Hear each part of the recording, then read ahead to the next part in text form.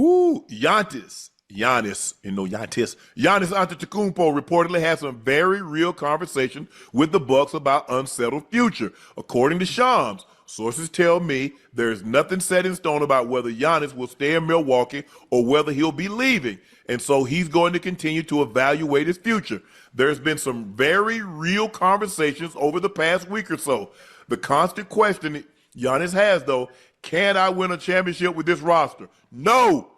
Is their roster going to be one of the upcoming year 26 through 27? He wants to win a second championship. This is a very tough decision for him. This is year 12 he spent there.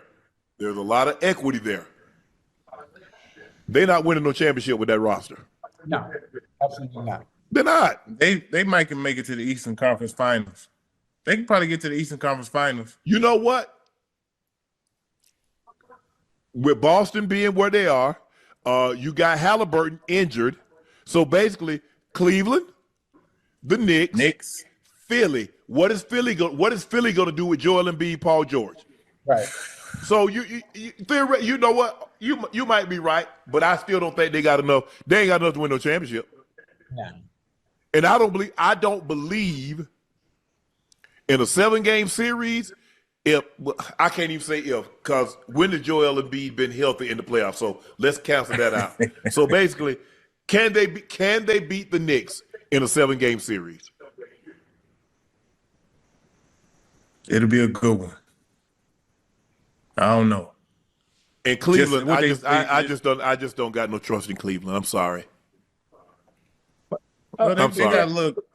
Hold on. Even after what they looked like last year, they look and they let come in there and beat the brakes off them, and they had big leads damn near every game, and Indiana went in there and beat the brakes off them. But they got some young guys though, Uncle Ocho, who gonna mature, and I think going through that type of series against the Pacers, a tough series like that. I mean, that's a lot of growth and maturity that comes with that. I expect them to be a little better. Joe, somebody was hurting that series for the Cavs, wasn't it? Darius Garland. Yeah, the point guard, Darius Garland. Yeah, he was hurt. So you got Darius Garland back. So things might be a little different. Well, he had surgery on that toe. I think he had turf toe or something. Yeah. Don't they got because Ocho, we got sheets at half. Okay, I got 4 catches for 34 yards. He ain't talking about no sheets, huh? He ain't want to see no stats. He trying to see what people saying. Man, that's hard for me to believe, man. It is. Well, I'm gonna see if let's see if Steph confirm or deny. Yeah, he'll say something. Steph probably gonna say, "Look, if you want to stay in this family, keep your mouth shut." Hey, it's so funny. I seen Steph at was that the Raiders game or either the Raiders or Rams game? I can't remember who it was. I went to go watch play. I had to do something in LA. Matter of fact, it was a Rams game. Yeah, if it was in LA, it was the Rams. Yeah, it was in LA. Oh yeah. Okay. Yeah. LA. I don't know. Either way, in the suite, Steph came in the suite. I was sitting there and I was doing some stuff with EA, and I, straight face, Joe. Straight face. Boy, what's up, boy? Boy, it's a pleasure to meet you. You really think you shoot threes better than me? Man, Steph, man, Steph looked at me and laughed, man, and gave me one of them looks like, man, if you don't stop playing with me, it's me. Ocho, you can't shoot threes better than me, let alone him. You ever see me hoop? I thought you were like a hustle man. I thought you were like one of them real defender type dudes. No. Listen, you watch street ball? Joe, you watch street ball? Yeah. You ever seen Scar play? You know Scar? Jay Smooth, you ever seen Scar and Jay Smooth play? No? Or Joe froze on me a little bit? Hey, chat, y'all ever watch Jay Smooth and Scar play? Hey, you ever seen them two young bulls play? No. All right. Well, I'm a combination of both of them on the court. Steph told Speedy that someone tweeted at him during a game and said, "Steph, if you see this, do this Eagle soaring celebration," and he did it like mid-third or fourth quarter. So it's somewhat true. See? Yeah. I Well, I love tell that. you what, young players, when y'all become Steph Curry, take off. Hey, Oh, man. hey, Joe, I be shooting, Joe. Are you a I be, shooter? yeah. Listen, I be shooting. It don't be on the basketball court, but when I hit a shot, it be a big one. You hear me? Interesting. Yeah. Hey, baby. Yeah, when I hit that shot. Yeah, I know she watched. Welcome back to Warriors Nation News, where every rumor, every roster move, and every spark of speculation gets broken down for the diehard Deb Nation.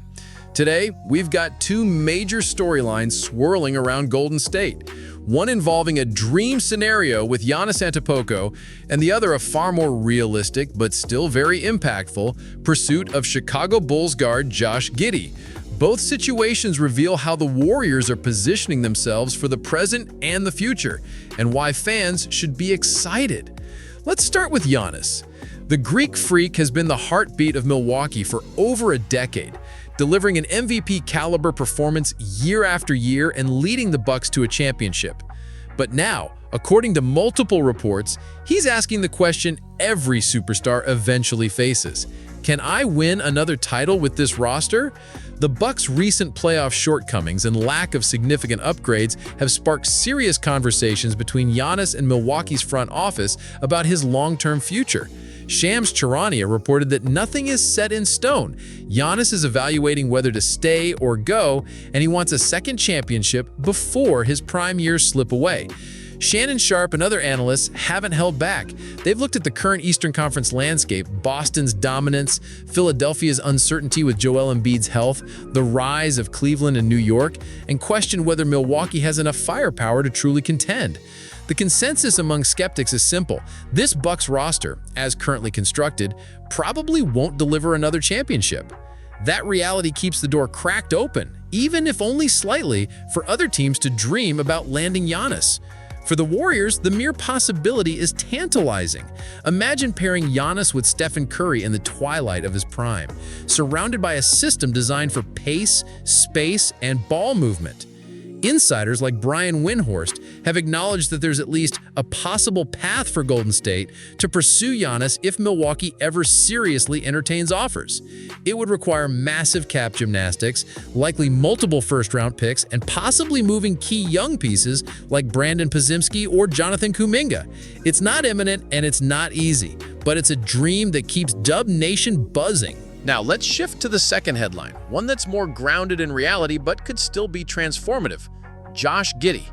This isn't just a passing interest. According to NBA insider Jake Fisher, the Warriors have already reached out to Giddey's representation and have floated the idea of a sign and trade involving Jonathan Kuminga. This is where things get interesting, because Giddey's profile fits the Warriors system like a glove.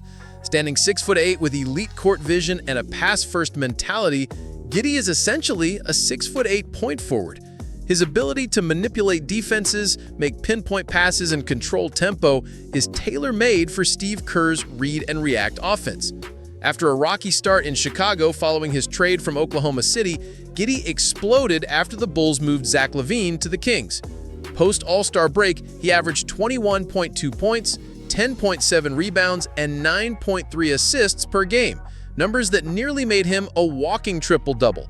The offense opened up and Giddey thrived as the primary initiator. Here's where the connection to Golden State runs deeper. Back in the 2021 NBA draft, the Warriors were fully prepared to take Josh Giddey with the 7th pick if Jonathan Kuminga had been taken earlier. The Thunder surprised the league by drafting Giddey at number 6, and Kuminga fell into the Warriors' lap. Now, 4 years later, that alternate draft night reality could come full circle. From a tactical standpoint, Giddey addresses multiple needs. Secondary playmaking. Curry, now 37, can't be the primary creator for all 48 minutes. Giddey could run the offense during non-Curry stretches, keeping the pace and execution sharp. Size and defensive versatility. At 6'8" with good instincts, he can defend multiple perimeter positions, much like the role Sean Livingston and Andre Iguodala filled in past title runs. Rebounding from the guard spot. The Warriors have struggled on the boards in recent years, especially against bigger wings. Giddy's rebounding numbers provide an instant boost. Financially, both Giddy and Kuminga are in similar contract standoffs. Giddy is asking for roughly $30 million per year, citing deals for players like Emmanuel Quickley and Jalen Suggs. The Bulls are offering closer to $20 million annually. Kuminga is looking for a number in the same ballpark as Giddy's ask, while Golden State wants to keep the figure lower. That's the perfect environment for a sign and trade. Each team swaps its own contract stalemate for a player they value more. And unlike a hypothetical Giannis blockbuster, acquiring Giddy wouldn't require emptying the draft cupboard or sending out every young asset. It's a move that could upgrade the present while keeping the future intact. Giddy's age, just 2 years older than Kuminga, means he fits both the short-term win-now window and the long-term core. In terms of fit, Giddy could be used in multiple lineups. Picture him alongside Curry and Klay Thompson, orchestrating the offense while Curry moves off ball to hunt shots. Or imagine him running the second unit with Moses Moody, Podziemski, and Trace Jackson-Davis, maintaining the Warriors' offensive identity even with the stars resting. His size, vision, and willingness to pass would keep the ball moving and the defense guessing. And here's the subtle but crucial point. Giddy's skill set would extend Steph Curry's prime. By taking more playmaking pressure off Steph, the Warriors can preserve his legs and maximize his shooting in critical stretches of the season and postseason. So when we compare the two storylines, the contrast is clear. Giannis is the ultimate prize, a generational superstar who could tilt the championship odds instantly, but who remains locked behind Milwaukee's resolve and enormous trade demands. Giddy is the attainable upgrade, not as flashy, but potentially just as important in sustaining the Warriors' competitive edge over the next several years. Either way, the takeaway is this: the Warriors are active, engaged, and thinking both short and long-term. They're not standing pat. They're exploring every angle to retool around Steph Curry for one more deep run, maybe more. Now it's your turn, Dub Nation. If you were in the front office, would you push all your chips in for Giannis, knowing it would cost multiple future picks and young players? Or would you play the smarter, more sustainable game and target Giddy as a long-term fit in Kerr's system?